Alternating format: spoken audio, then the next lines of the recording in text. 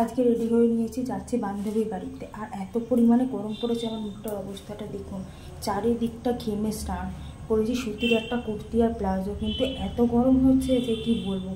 জানি না গরমে কতটা কি করতে পারবো। ভিডিও যেটুকু যা করবো আপনাদের সাথে শেয়ার করব, তো ভিডিওটা দেখতে থাকুন। আর এই প্রচণ্ড গরমে যেতে হবে, কিছু করার নেই, তো ভীষণ কষ্ট হচ্ছে।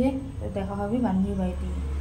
বাড়ি থেকে একদম বেরিয়ে পড়েছি, এবার অটোর জন্য ওয়েট করছি। আর যা প্রচুর পরিমাণে গরম, মানে একদমই দাঁড়ানো যাচ্ছে না। ভাবছি কখন অটোটা পাবো, পেয়ে ওদের বাড়ির সামনে যাব। তো গড়িয়ায় নেমে কোল্ড ড্রিঙ্কস নিয়ে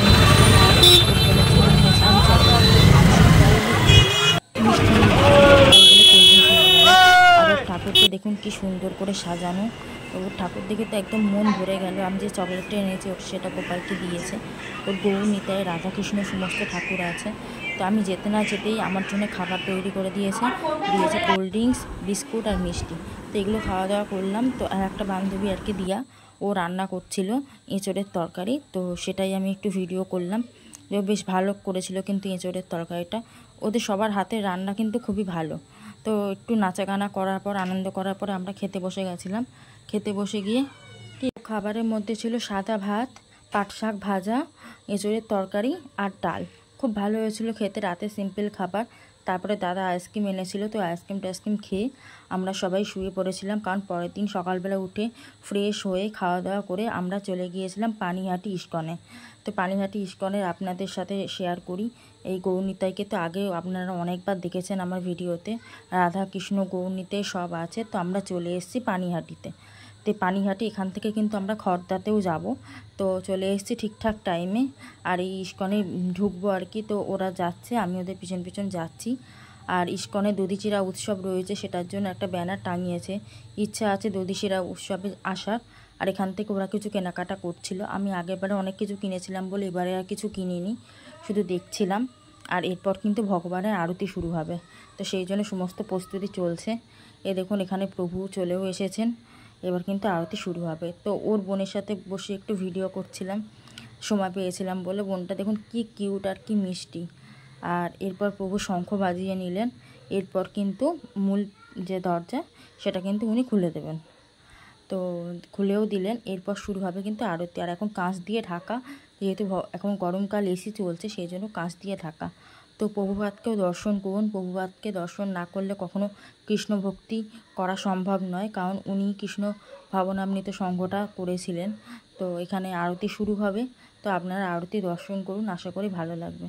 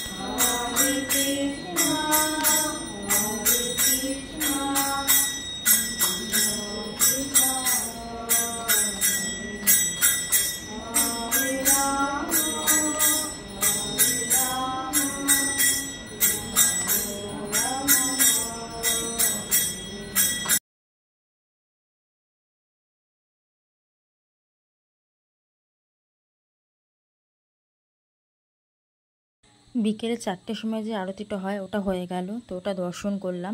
তো এটা দর্শন করে এবারে একটু পিছন দিকটায় যাব, মানে গঙ্গার দিকটায়। আর এখানে কি সুন্দর করে গৌর নিতাইকে সমস্ত ঠাকুরদেরকে সাজিয়েছে। প্রত্যেক বাড়ি দেখি নানান রকমের সাজ। বেশ ভালো লাগে এটা দেখতে। আর মন্দিরের মধ্যে কিন্তু অনেক লোকজন এসেছিল, সবাই প্রণাম টনাম করছে।